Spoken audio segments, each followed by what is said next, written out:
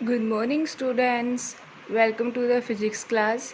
And today's topic is impulsive force and impulse momentum theorem. Impulsive force means जैसे किसी object के ऊपर हम फोर्स अप्लाई करें for the short time interval, तो उसके जो मोमेंटम में चेंज आएगा वो चेंज कैसा आएगा? फाइनाइट चेंज आएगा. ओके, एग्जांपल के लिए हम ले लेते हैं जैसे कि क्रिकेट बॉल प्लेयर क्या करता है कि वहाँ पे जैसे उसके पास बॉलर क्या करता है, बॉल थ्रो करता है, तो जो बैट्समैन होता है वो क्या करता है, हिट करता है बॉल को. हिट करते हैं उसके लिए टाइम इंटरवल क्या होता है? Very short. लेकिन जो फोर्स अप्लाई करता है वो लार्ज फोर्स अप्लाई करता है, तो उसके बाद उसको चेंज इन मोमेंटम मिलता है वो क्या मिलता है? फाइनाइट मिलता है. तो वैसे ही हमारे पास एग्जाम्पल क्या जाते हैं?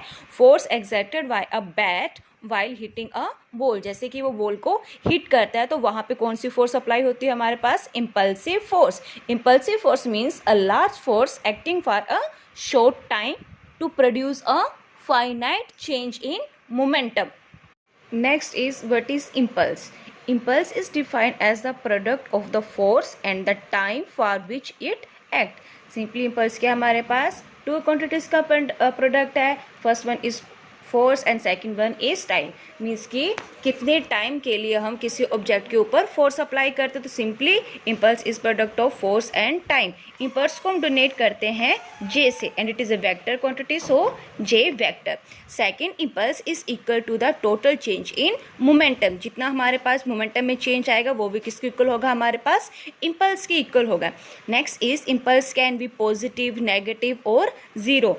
ये कैसे हमें पता चलता है कि इम्पल्स डिपेंड करता है मोमेंटम के ऊपर. अगर मोमेंटम इंक्रीज कर रहा होगा तो हमारे पास जो इम्पल्स होगा दैट इज़ पॉजिटिव. अगर हमारे पास मोमेंटम डिक्रीज कर रहा होगा then impulse is negative. If momentum is remain unchanged then impulse is zero.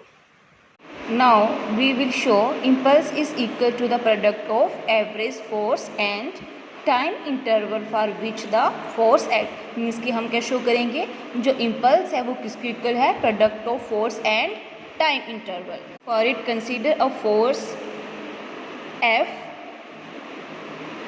Act for a small interval of time D T. D T क्या होगा हमारे पास? Small interval of time. So the impulse of the force is given by dj vector equal to f vector dt. Now the time interval from t1 to t2, then the impulse will be j equal to, क्या करेंगे? इसको integrate करेंगे dj vector को, equal to integrate F vector D T. D G की integration क्या आ जाएगी हमारे पास? जे वेक्टर. और यहाँ पे एफ वेक्टर बाहर और D T. D T time interval क्या है हमारे पास? T one. इसकी lower limit T one, upper limit T two. T one T two. F vector as it is. D T की इंटीग्रेशन टी. लिमिट्स, अब limit put करेंगे. F vector T two upper limit minus lower limit. इसका meaning क्या है? Change in time. तो हम change in time को कैसे रिप्रेजेंट कर सकते हैं? डेल्टा टी से. Then J vector equal to F vector delta T. Means impulse is equal to product of force and time interval. Dimensions क्या आ जाएंगे हमारे पास?